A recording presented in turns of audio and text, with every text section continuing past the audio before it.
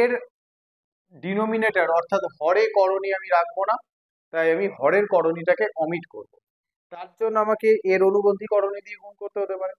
আচ্ছা, √3 - 2 এর অনুবন্ধী করণী কি হয়? -√3 - 2।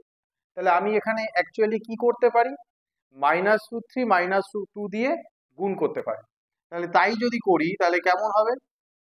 -√3 - 2 ওপরে 1 এর সাথে গুণ করলাম, আর নিচে √3 - 2 হোল ইন্টু -√3 - 2। আলটিমেট কি হচ্ছে? আলটিমেট কিন্তু আমার এখানে মাইনাসটা কমন নিয়ে আর ওপর থেকে মাইনাসটা কমন নিয়ে কিন্তু ক্যান্সেল হয়ে যাবে। তাই আমার এক্ষেত্রে আমার √3 - 2 যেরকম আছে, এর অনুবন্ধী করণী দিয়ে গুণ করার সময় এক্ষেত্রে ক্যালকুলেশনের সুবিধার জন্য আমি, যেহেতু এখানে √3 - 2 আছে, আমি √3 + 2 দিয়ে ওপরে নিচে গুণ করলে কিন্তু কোনো অসুবিধা হবে না। কেন অসুবিধা হবে না সেটা এক্ষুনি আশা করি বুঝতে পারলে।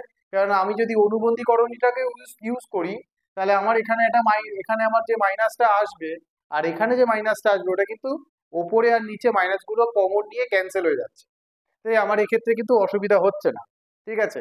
কিন্তু তাই মানে এই নয় যে √3 - 2 এর অনুবন্ধী করণী √3 + 2, এই নয় কিন্তু। কারণ √3 - 2 এর অনুবন্ধী করণী কিন্তু -√3 - 2ই হবে অনুবন্ধী করণী।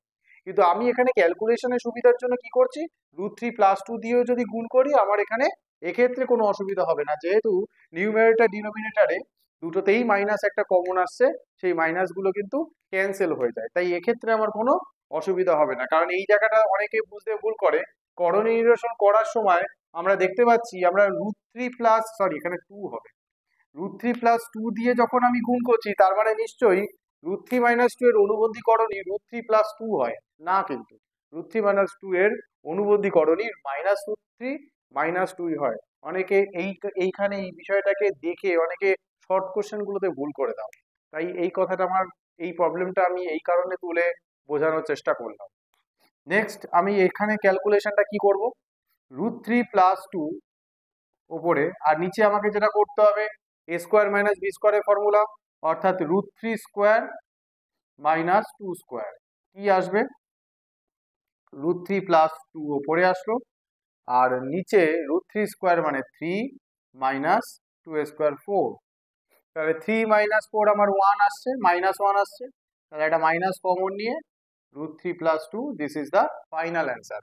তাহলে অনুবন্ধী করণী দিয়ে ওপরে নিচে গুণ করে, অর্থাৎ যেটাকে বলে করণী নিরসন, রেশনালাইজেশন কিভাবে